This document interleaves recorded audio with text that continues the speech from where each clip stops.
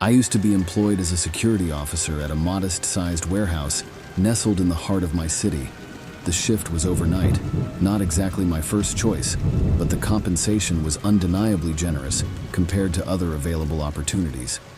Although the warehouse itself lacked grandeur, it housed a plethora of high-end tech products, necessitating constant surveillance.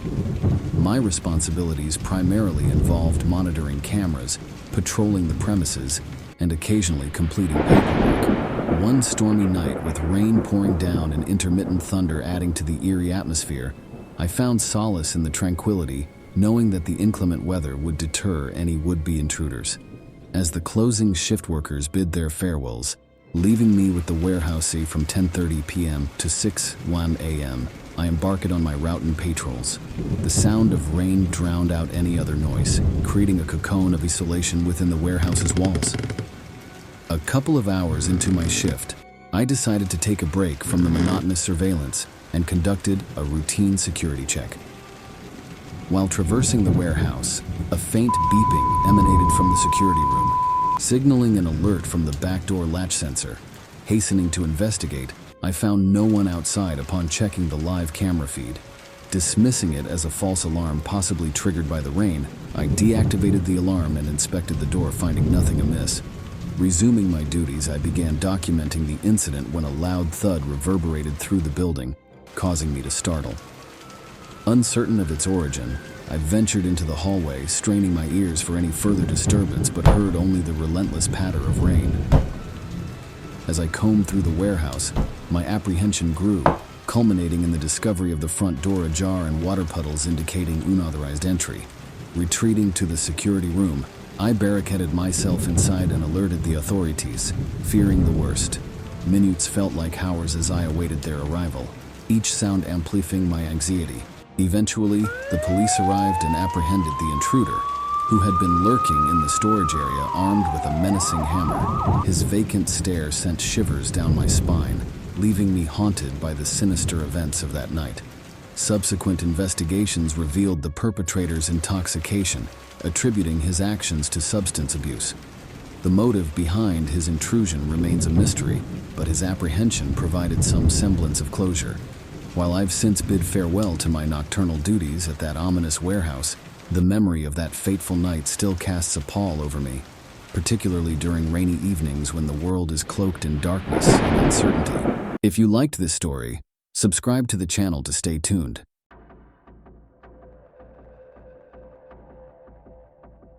I serve as an officer for our local police department, and our shifts are constantly rotating, with personnel working varying schedules each week, sometimes spanning overnight shifts, followed by early mornings, and then overnight again. On this particular day, I was scheduled from 10 p.m. to 10 a.m. and found myself at the office when a dispatcher relayed a call concerning a group of teenagers trespassing on private property. Specifically, it was an abandoned hospital on the outskirts of town, a notorious hotspot for illicit activities, known to the entire department. This marked my fourth visit to the site, and I anticipated a routine response, either escorting the group off the premises or dispersing them. Frankly, I was weary and indifferent to making arrests. My sole objective was to clear the property. Upon arrival, the rapid movement of a flashlight on the second floor caught my attention. It was odd, as if someone was darting through the corridors. Exiting my vehicle, I readied my flashlight and entered the building. Despite my vocal commands, there was no response. The eerie silence stirred my senses, prompting me to keep a hand on my holster, a residual caution ingrained in law enforcement. Ascending the staircase, a sudden thud reverberated from the second floor, amplifying my vigilance. Despite a thorough search, the source remained elusive.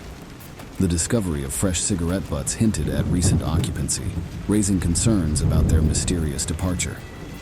Suddenly, the door behind me slammed shut, followed by retreating footsteps, leaving me momentarily trapped. With sheer determination, I forced the door open, revealing a makeshift barricade. Backup arrived, yet our investigation yielded perplexing findings. The sole set of footsteps and a single flashlight contradicted the reported group. The abrupt departure, coupled with subsequent missing person reports, intensified the mystery. Despite extensive inquiries spanning years, the fate of the missing teenagers remains unresolved, leaving a lingering enigma. While speculation persists regarding the figure encountered in the hospital, conclusive answers remain elusive. Unless new evidence emerges, the truth may forever elude us, shrouding the incident in ambiguity.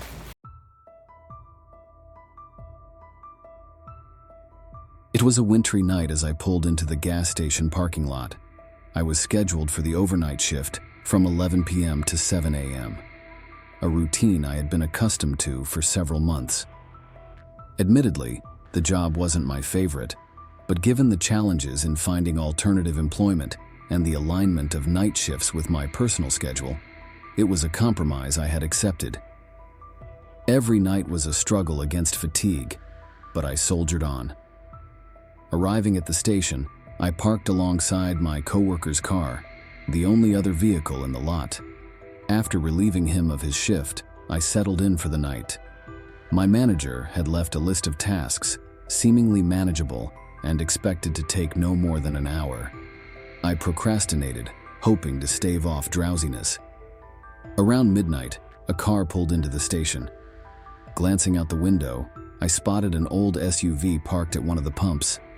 Despite the snowy weather, occasional customers were not uncommon. I returned to my phone, scrolling absent-mindedly until I noticed the SUV still stationary after 10 minutes. Concerned, I approached the window, scanning for any signs of activity but found none. The silence was unnerving, and I couldn't shake the feeling that something was amiss. Bundling up, I ventured outside to investigate.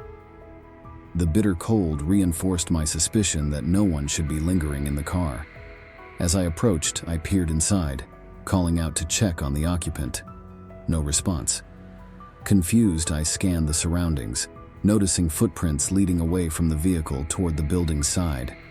Refusing to venture further without warming up, I returned to the station only to be startled by a thud from behind. Investigating, I discovered muddy footprints and, to my horror, a figure lurking in the shadows. Fearful but composed, I discreetly summoned the police. The wait felt interminable as I braced myself for the unknown. When the officers arrived, I directed them to the supply room where the intruder had been.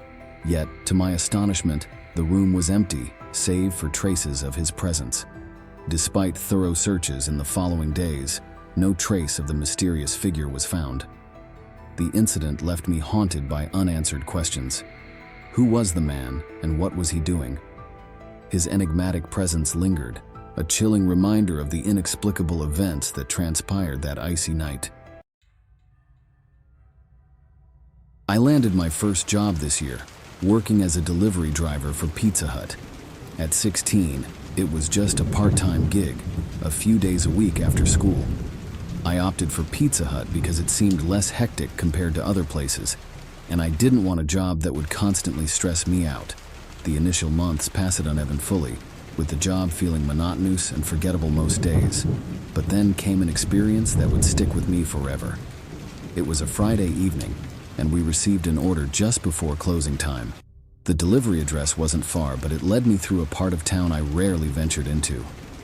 This neighborhood stood out from the rest, with fewer houses and stores, making it unfamiliar territory for me. As I drove through, following the GPS's directions down winding roads, I finally reached the destination. However, something felt off. On one side of the road stood a row of houses, while on the other was a pathway leading to a park. According to the GPS, the delivery point was at the park. I parked by the roadside, grabbed the pizza, and headed towards the pathway for a closer look. To my surprise, there was no playground or gathering of kids as I had expected. Instead, a lone figure sat on a bench waving me over. Approaching cautiously, I noticed the man rummaging through his wallet for cash.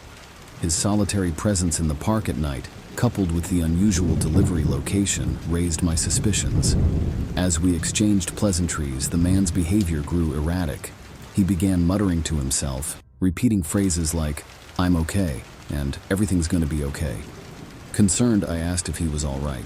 In that moment, our interaction was interrupted by a sudden presence behind me.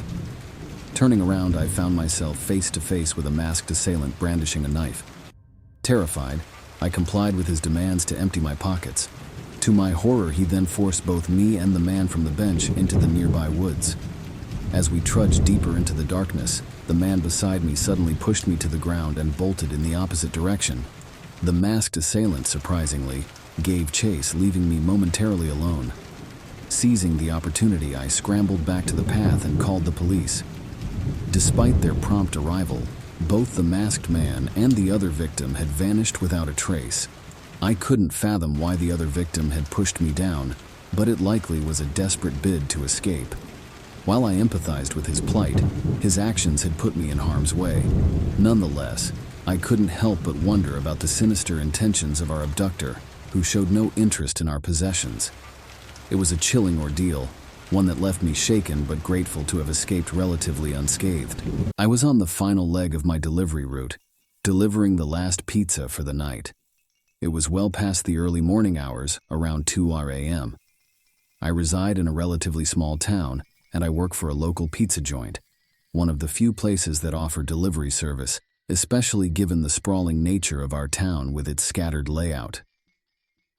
The road I was traversing was a seldom used side road, conveniently connecting one end of the town to the other without any traffic lights or intersections. It mostly cut through the forest that enveloped our town. As I drove along, I noticed a peculiar change in my car's behavior. I checked my fuel gauge, which indicated I was at half a tank, and there were no warning lights on the dashboard. Assuming it was nothing serious, I continued, but the car's performance gradually deteriorated. It became increasingly jerky, struggling to maintain speed until it abruptly ceased accelerating altogether. I coasted to a halt on the side of the road, partially veering into the grass in frustration. After futile attempts to restart the car, I stepped out to inspect for any visible damage. Despite my thorough search, I found nothing discernible. It was an old car and I wasn't exactly savvy about mechanical issues. While outside, I glanced down the road, shrouded in fog and darkness, only to spot a distant figure standing on the opposite side. Feeling unsettled, I called a coworker, a friend, to request a favor, to pick me up. He agreed, but it would take him about 30 minutes. In the meantime, I notified the customer of the delay and settled in to wait. However, an eerie sensation began to creep over me. Stranded on this desolate road with limited visibility, my nerves started to fray. The dense fog obscured my surroundings, casting an ominous pall over the landscape. As time dragged on, my unease only intensified. After what felt like an eternity, I heard footsteps approaching from the darkness of the forest. I strained to see through the thick fog as a man emerged, walking towards my car. He knocked on the window and flashed a seemingly friendly smile, but I hesitated to roll it down. Before I could say anything, he attempted to open the door and then moved around to the back. Glancing in the rearview mirror, I watched as he fiddled with something near the trunk, his actions sending a shiver down my spine. Suddenly, headlights pierced through the fog, illuminating the scene. The man darted into the forest, disappearing from view. My friend, cautious of the situation, approached the car carefully. We decided to leave my car behind, and on the ride back, my friend revealed that the man had been carrying a gun. We promptly contacted the police, who later found my car broken into and ransacked. It turned out the fuel gauge was faulty, and the tank was empty all along. As for the mysterious man, there have been no leads. I can't help but wonder what his intentions were. He clearly robbed the car, but what if he had targeted me while I was inside? And why was he lurking on that deserted road in the dead of night? One thing is certain, if my friend hadn't arrived when he did, I might have vanished without a trace.